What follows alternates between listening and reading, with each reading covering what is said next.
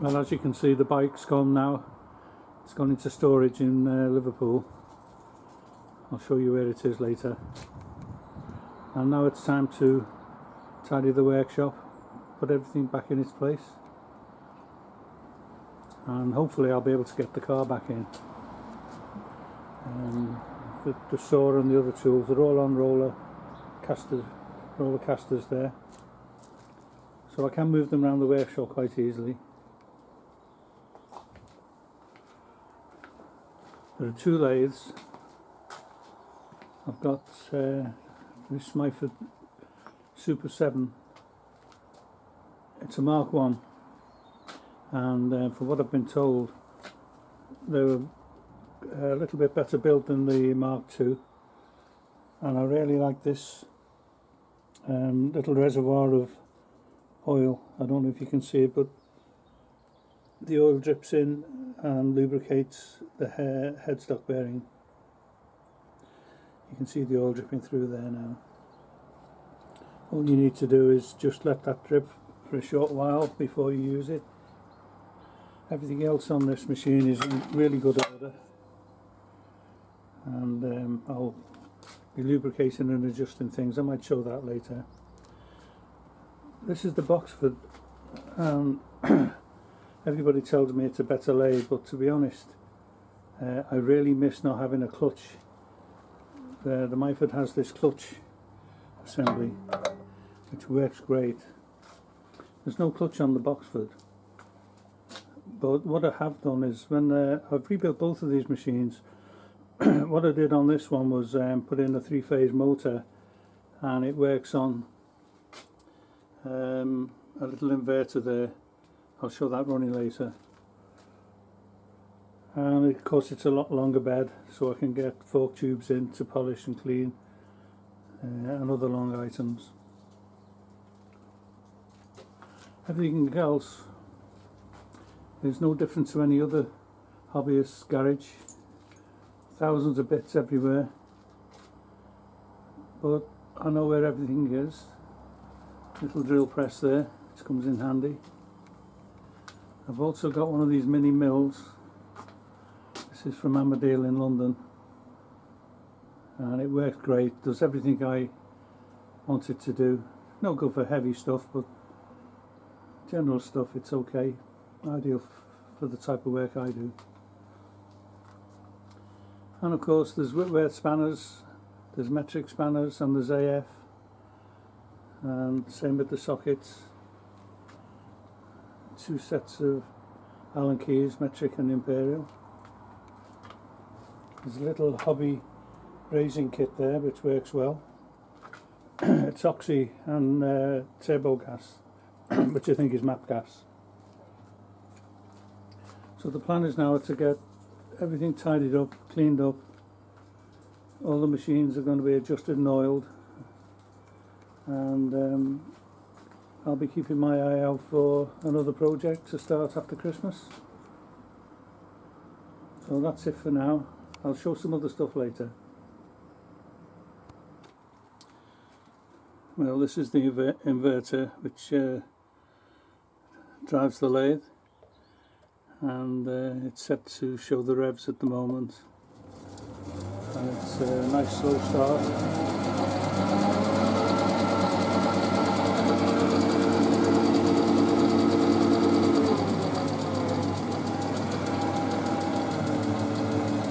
Speed's fully adjustable.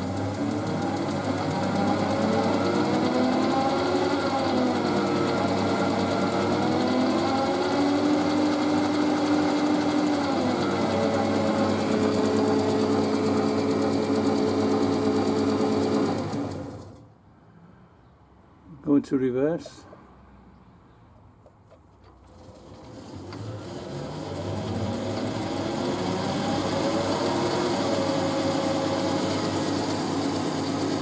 The whole thing works great, very handy.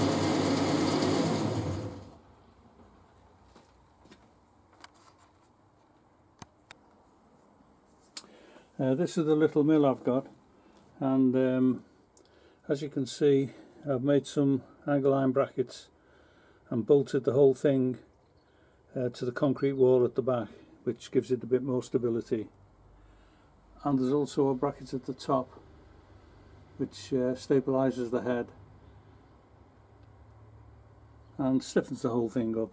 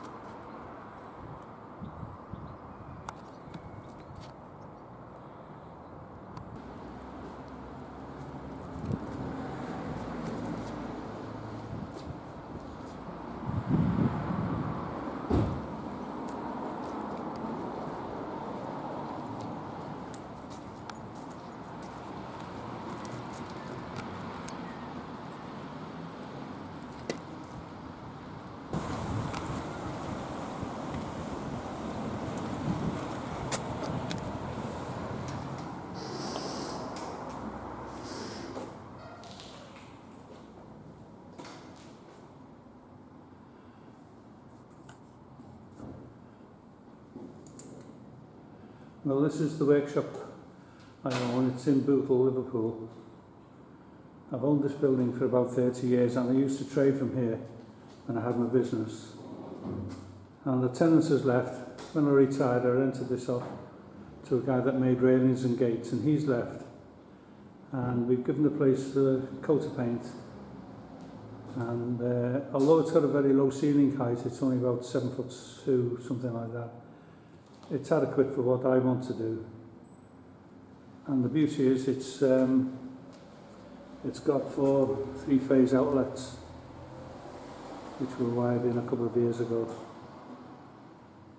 Now this would make a brilliant workshop for me, but the problem is it's 30 minutes drive away from where I live, and it's so convenient to just go down to the garage workshop and do what I need to do down there.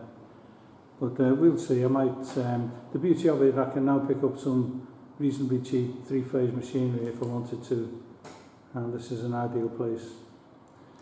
There are some offices upstairs, and there's a small stores behind that door there.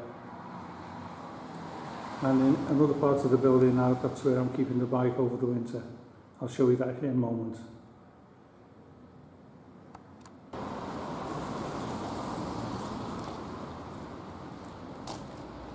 Well, this is the other part of the building, and this is a bigger workshop with a good ceiling height. Very old building, this, more than 100 years old.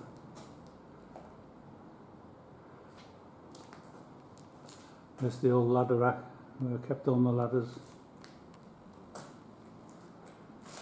and scaffolding there. But this is rented off to a guy that does recovers vehicle seats.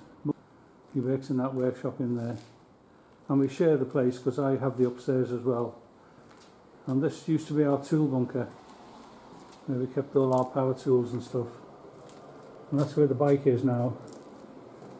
Safe and sound in here. There's some steel stock I've got, and the beauty of this building, it's solid brick and the temperature doesn't fluctuate a great deal. In winter it's warm, in summer it's cool. But I've got a small dehumidifier. It runs permanently. Well, it doesn't, it's 14 hours a day it runs, and drains out of the building through that little pipe. It keeps the place bone dry. Nothing has ever rusted in here because it's always been kept dry. So my plan now is to drain the fuel, empty the carburettor, and see how it goes. I'll bring it back out again in the spring.